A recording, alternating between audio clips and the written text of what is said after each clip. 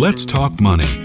I don't have your money. I know I'd be a lot happier with some extra cash. Is this about money? Obviously, this is all about money. Oh, man, we got bills to pay, buddy. With practical tips and a focus on scripture, let's talk money. With Dave and Reb. From More Than Enough.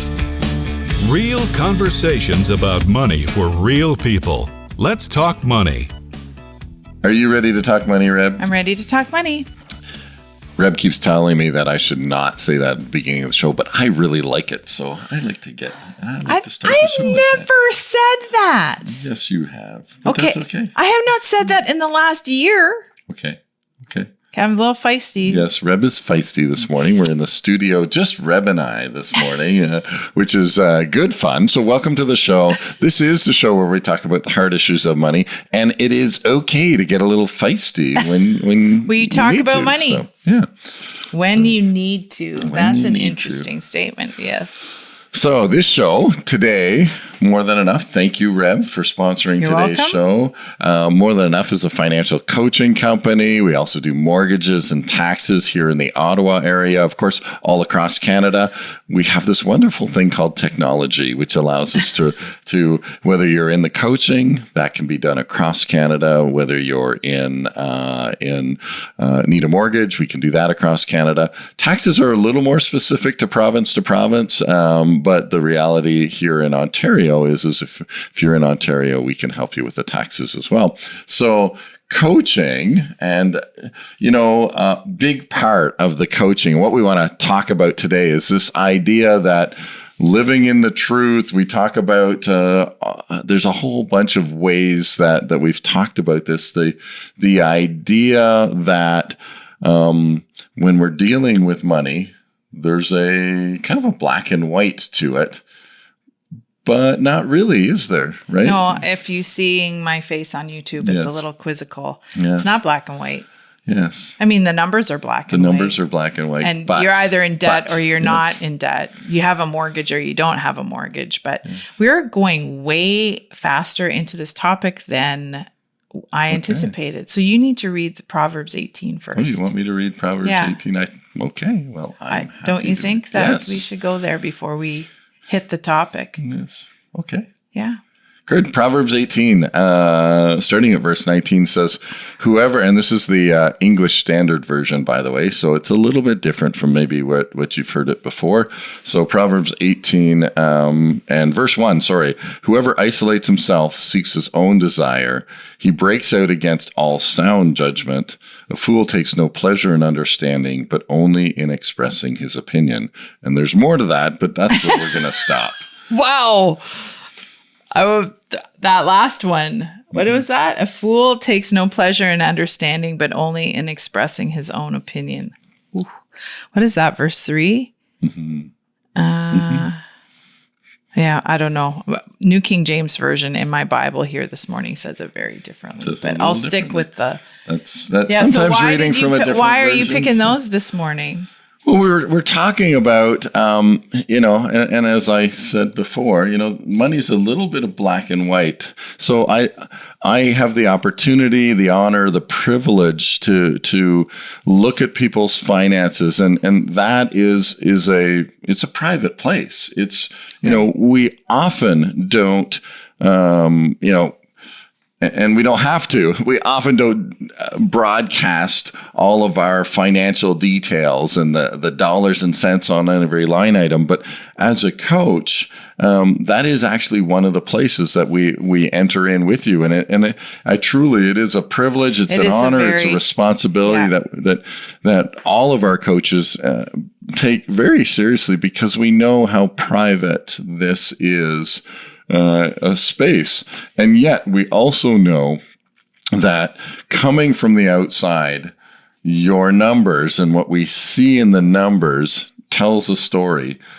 But recognizing, and as you said with your face earlier on, that story, what we see in the numbers doesn't always reflect what is actually happening in reality. And so, today we're talking about the story around numbers. And so it's interesting because there's a lot of places. Dave and I have had like discussion already today about where we want to go today, because we want to talk about the story our money tells us, but we also want to talk about this word disillusionment.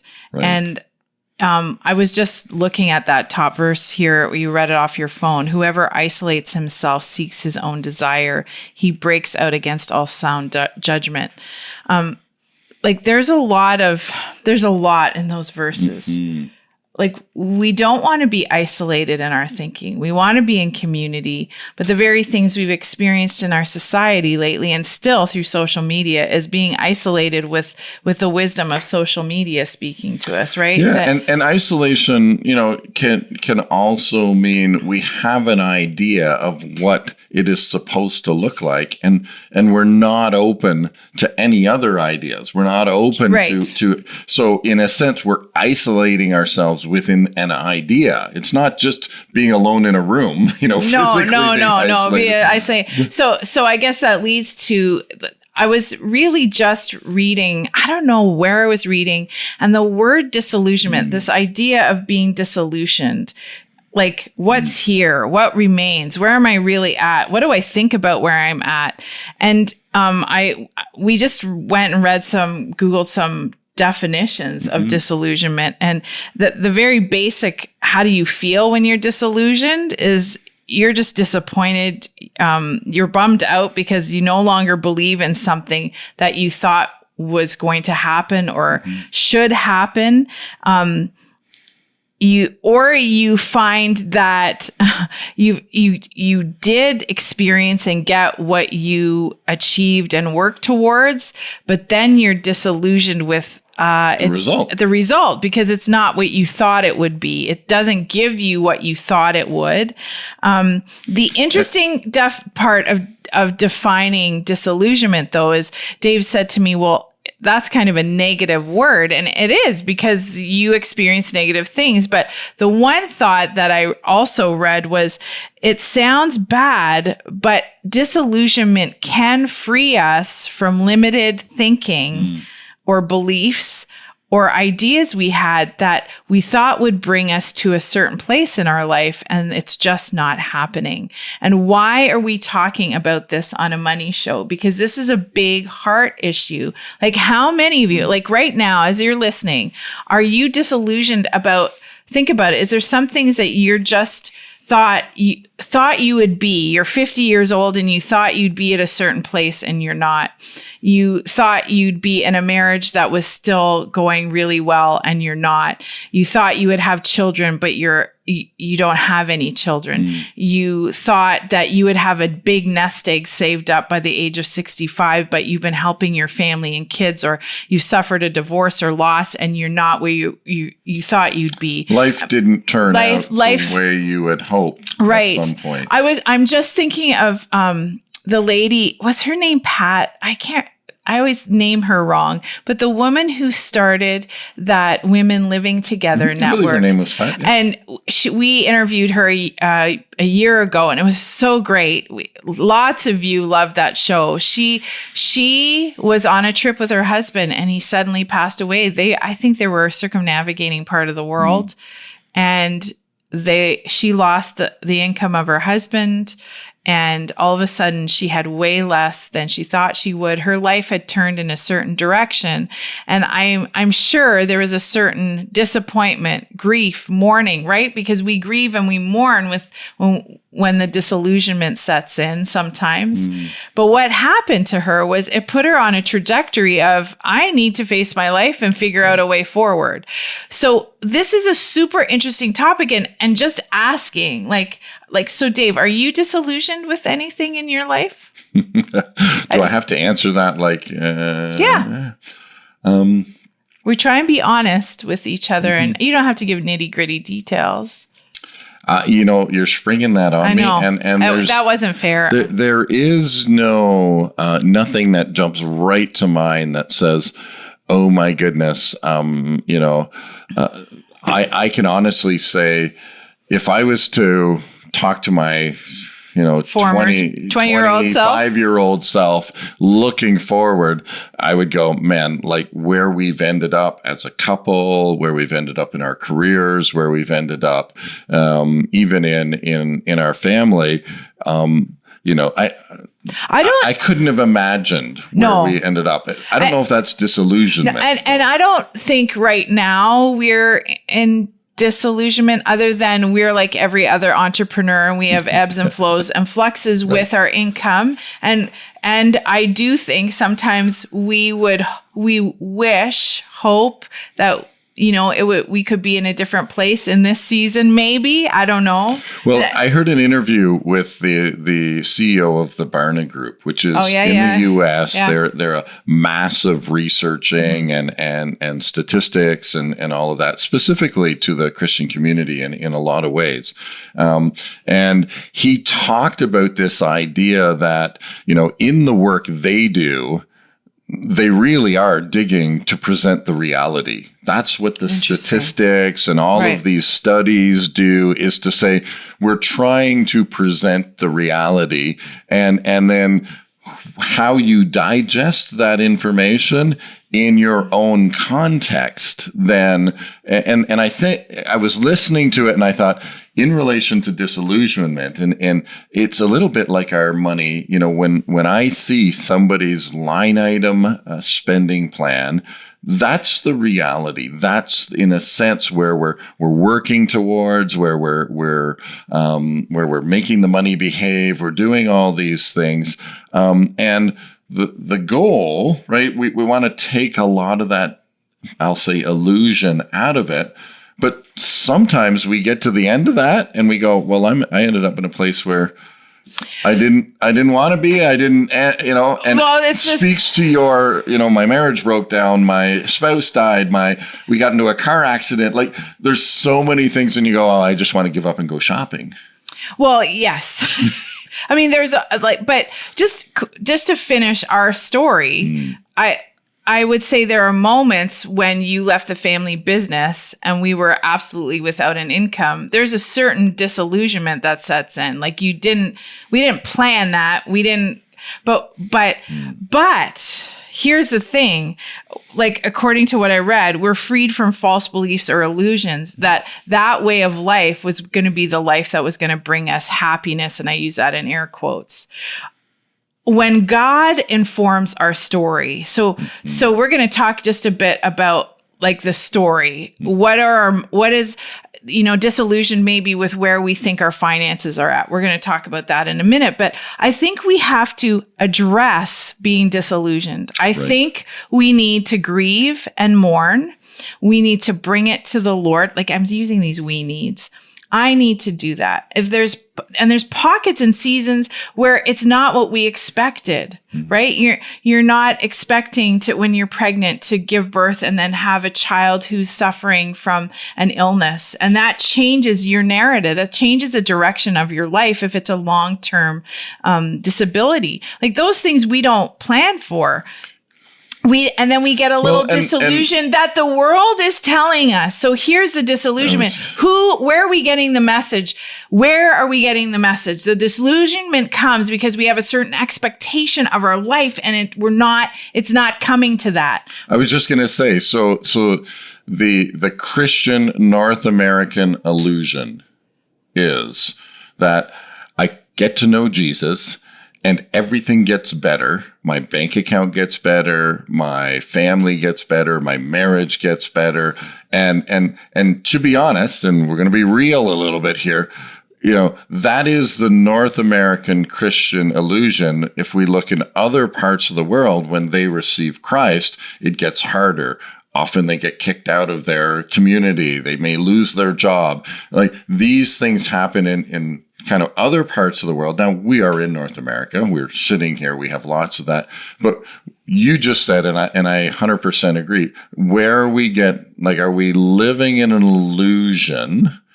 And then all of a sudden something happens. And that's, to this word disillusionment that we've been just kind of doing, saying, and then it falls apart and it breaks down, and we're going, how do we respond? And what if we like the story that we think our money's telling us, or the story we think the economy in North America is telling us, and rightfully so. There are some black and white things, right, that have been happening.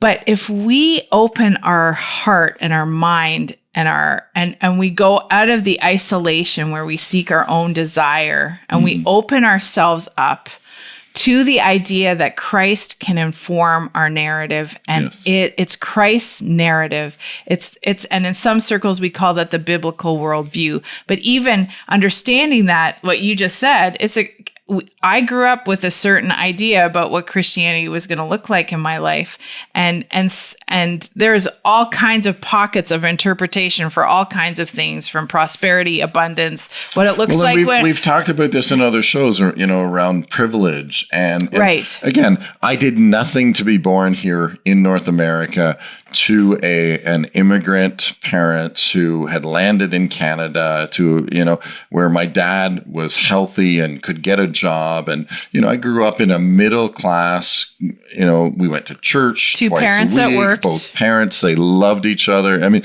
I grew up in that narrative and going, of course, that's what I grew up in. But I didn't grow up in third world or a country where Christ is, if you declare the name of Christ or go to church, you could possibly be killed. Like, I didn't grow up in that, right? No, I'm just thinking about how we have called them intersections. We get to an intersection in life, and all of a sudden the path diverges, and we're, you go through the disillusion, grieving, mourning stage, and then you're realizing, what narrative have I been believing? What's the story that God wants to write in my life and in my financial journey? Like, I didn't really, anyone who listens to us, it wasn't my choice to be in a financial coaching business / ministry. Like, I'll do other things, but don't ask me to do money. And this is where we are. And if I cling to the old idea, I could never move forward. I would never have entered a different narrative. If the woman we interviewed had lost her husband and stayed in that place and never thought, well, there's a bunch of women that need to live together. Did she decide, I'm going to have a charitable number, we're going to have a network? It just started out of her own need.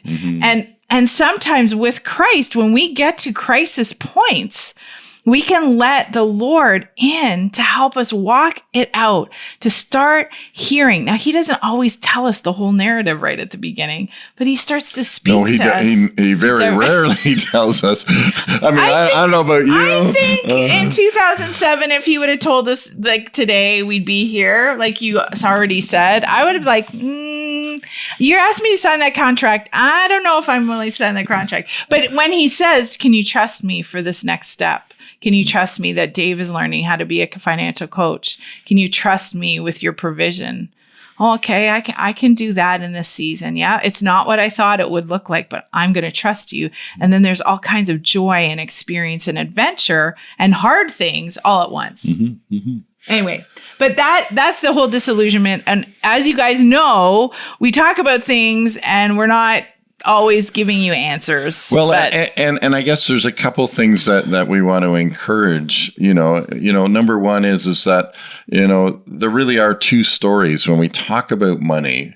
There's the story, the black and white story that's on paper, that's your spending plan, that you may or may not be really focused on. So, you may say, hey, I don't like looking at the bank account, and I don't like doing the numbers, and I don't like following a spending plan, and I don't like doing all that. Well, that information is going to tell a story. And then there's the story that is, in a sense, out there, and I'll say impacting our heart, right? There's the heart story that we go, okay, I'm just thinking about our son Justice just came to us this morning and said, I've saved all this money for school, and I'm looking at it going, you know what? When I'm done my school, all that money is going to be gone.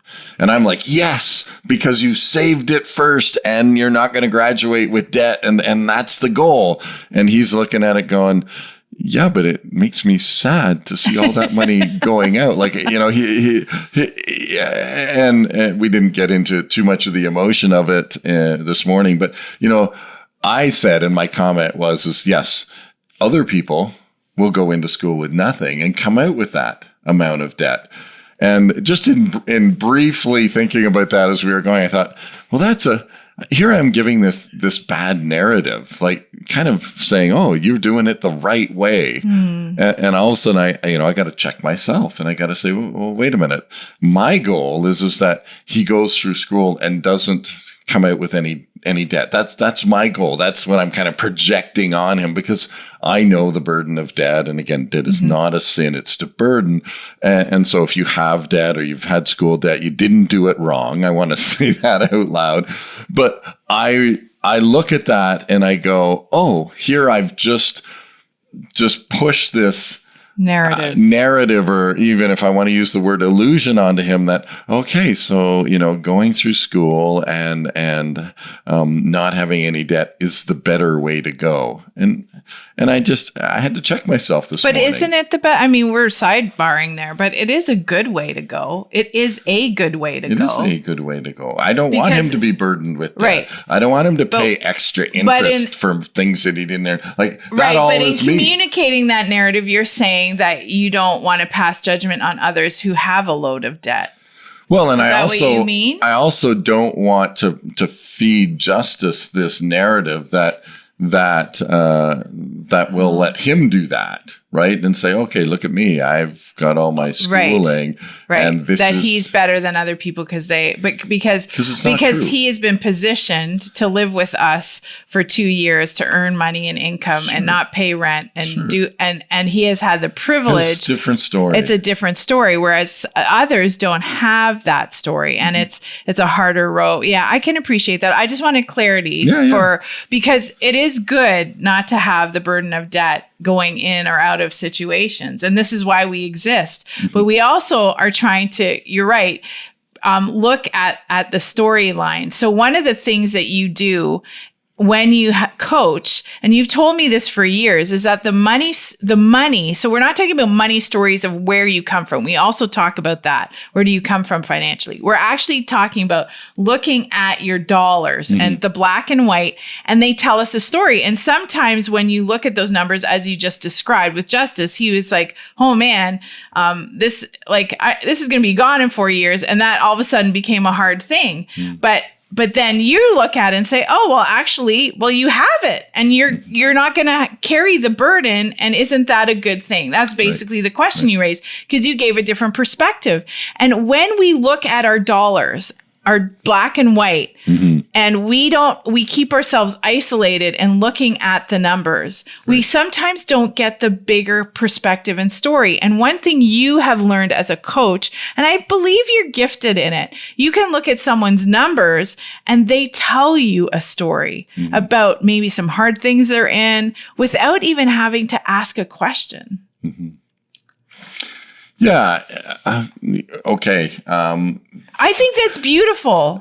And I would say you're absolutely right in a bit the gifting part, and because that's not something that, like, I've just seen so many numbers that they do. It just tells me a story. I just look at it and I see a picture. So when you get that picture, though, how do you, like, sometimes a client will look and they see a certain picture, but when you see it, you might be seeing telling a different story often. And so is it dangerous for us, like in this whole idea of disillusionment and like, oh man, this is really terrible. And then we hear the story sometimes, it's like, oh, it's not as bad as I thought it was. I'm so glad I came and talked to Dave or one of the coaches, because I'm actually, we can get on track with this. Right. And I think, I think the question you're asking is what do I do when I see a picture and I'm hearing another picture from the story? And that is what we do in terms of coaching, where we say, okay, so, money is just a tool to help create the life in a sense, your story, the life that you want to live, the life that God's created you. It's a tool that he gives us to use for his purposes. We say that in all kinds of ways, recognizing that it's a tool. And so, I think the best metaphor that I can use in that is if you tell me that you want to dig up the sidewalk, I say you need a shovel. And when I look at your money story, if what I see is a hammer, then we have to navigate that together to say, this is the job you're trying to do that requires a shovel, and you're trying to do it with a hammer.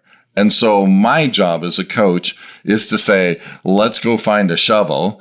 And sometimes I have to convince you to put down the hammer, in a sense. And that's probably as best a metaphor as I can give, that the money story, the numbers tell me that it's a hammer. This is what the tool says. Right.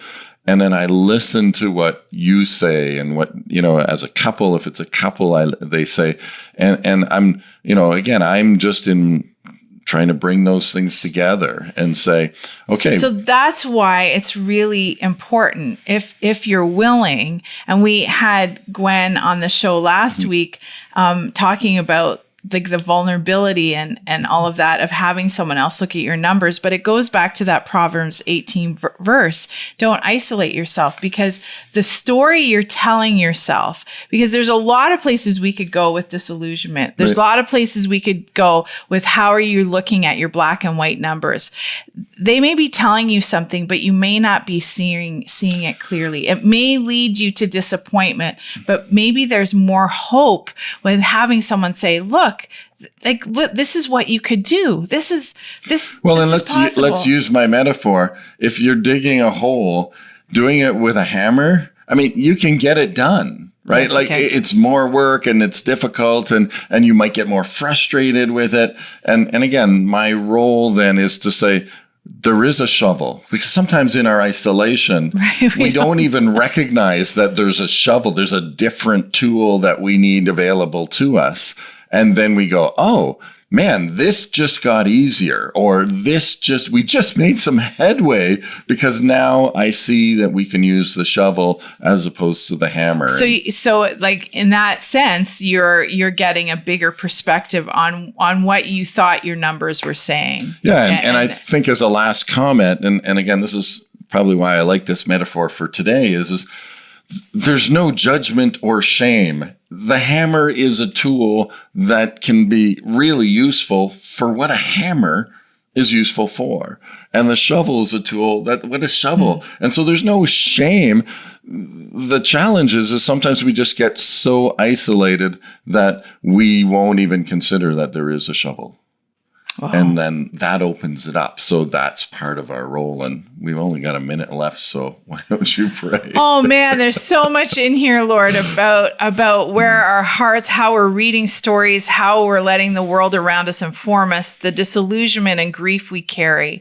And yet to be in community and have someone else take a look, the actual black and white numbers. We think our numbers are telling us a story, but there's more going on.